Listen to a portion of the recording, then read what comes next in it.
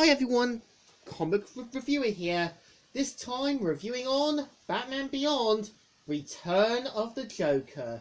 Now, Batman Beyond, Return of the Joker is meant to be a 2000 direct-to-video animated superhero mystery film that was produced by Warner Brothers Animation, as well as being screenplayed by Paul Dini, and as well as being the story done by Bruce Timm as well as Paul Dini.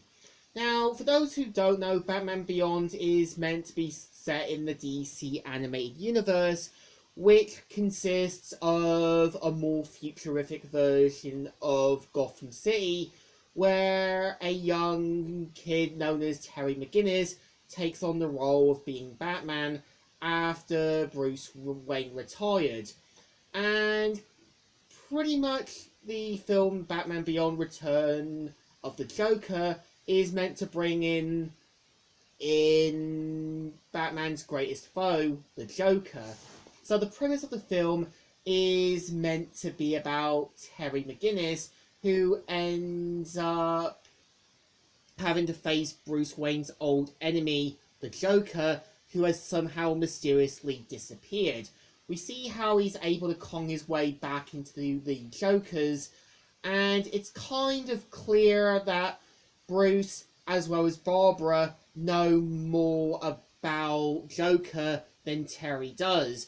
And it's kind of like when you're a parent not wanting your kid to know about a shady person's past or what can go wrong. But you can kind of tell Terry knows that Joker needs to be stopped, and needs to know and needs Bruce and Barbara to let him into their world. Now, pretty much I would say what the film gets right at, it kind of builds up the mystery of the Joker well, and it has these potential suspects. And I think what it also gets right at is showing you why Bruce Wayne gave up being Batman, and it was confirmed by the writers that the flashback was meant to happen after Justice League Unlimited. And for the most part, they do explain why Bruce is a bit more hesitant in taking in another sidekick, as well as retiring from being Batman. And I think, as well, what the film does suffer from is the editing. I know there was the uncut version that was meant to have more violence, more over-the-top stuff, but because of the Columbine High School massacre, a lot of heavily edited stuff had to be done. Now, in the uncut version, you do have Bruce Wayne practicing with the Batarang, which he cuts down a two-faced dummy. One of which you have Barbara talking to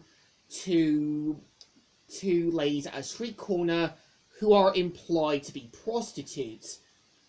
And in the original Death of the Joker, instead of getting himself electrocuted, he ended up getting shot in the chest by a more deranged Tim Drake. I think the original death works more. It's a symbolism that he died from his own joke.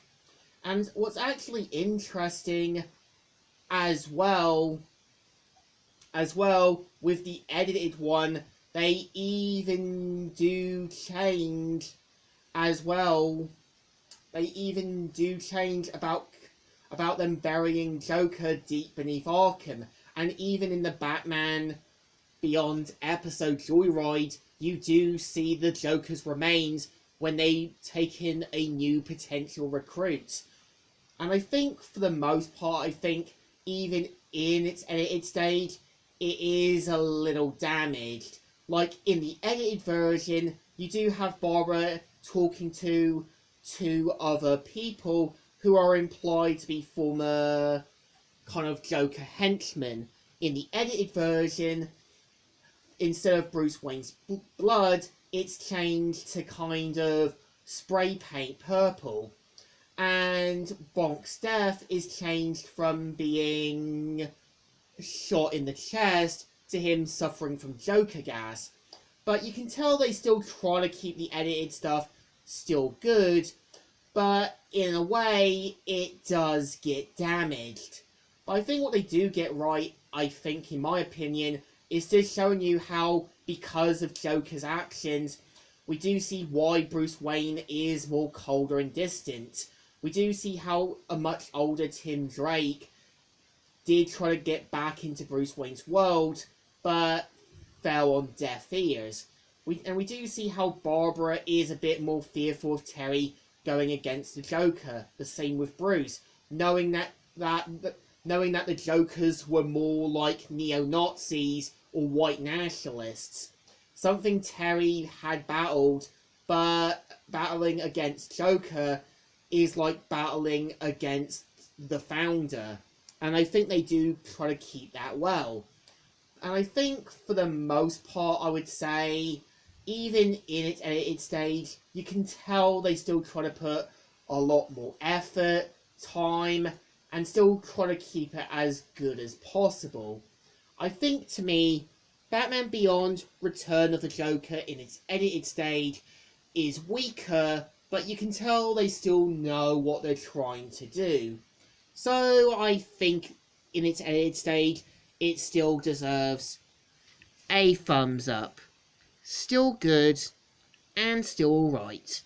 So, Comic Reviewer here, signing out.